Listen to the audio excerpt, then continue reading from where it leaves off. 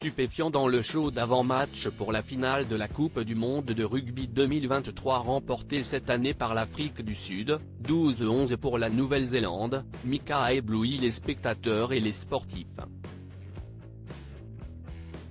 Néon, feux d'artifice, costumes multicolores, le chanteur a offert un spectacle inoubliable à ses fans. Le 28 octobre 2023, Mika a réalisé un show épique devant 7,3 millions de téléspectateurs lors de la grande finale de la Coupe du monde de rugby opposant l'Afrique du Sud à la Nouvelle-Zélande. Un peu stressé après la polémique provoquée par l'interprétation des hymnes en canon par une chorale d'enfants, la mêlée des chœurs, lors des premiers matchs de la compétition, le chanteur avait décidé de tout reprendre en main pour offrir aux spectateurs un show digne de ce nom. Un long travail qui a porté ses fruits. Accompagné de 97 enfants de la mêlée des chœurs sur scène, le chanteur a interprété plusieurs titres relax, Grace Kelly, Si Est-il la vie, Happy Ending Golden dans un costume glitter.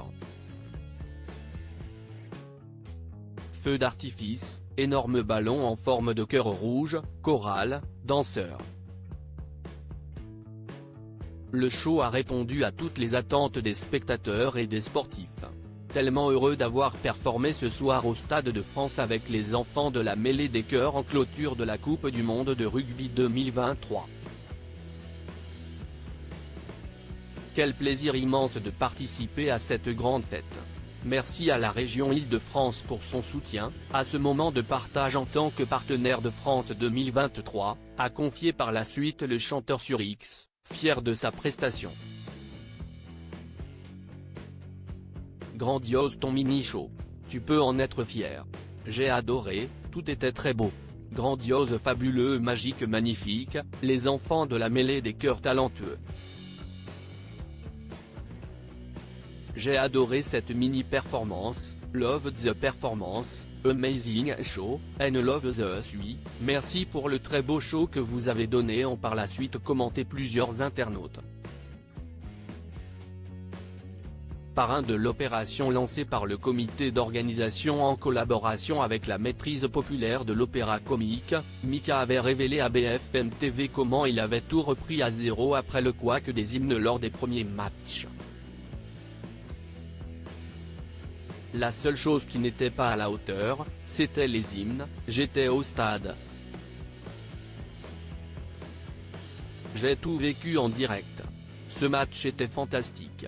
La seule chose qui n'était pas à la hauteur, c'était les hymnes. Les arrangements ne fonctionnaient pas.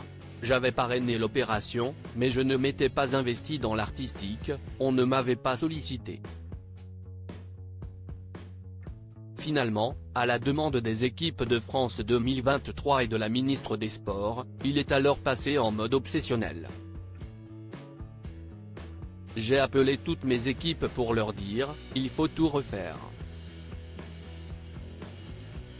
Cela aurait été absurde de tout abandonner à ce moment-là, n'a-t-il confié. Ils m'ont donné 4 jours pour arranger, orchestrer, réenregistrer, monter, approuver, mixer, masteriser. Mes équipes dormaient dans le studio. Lorsqu'une personne se couchait, une autre reprenait, a-t-il révélé. Après le travail de Mika, les organisateurs ont diffusé les hymnes sur des bandes audio et sans la présence des chorales sur le terrain.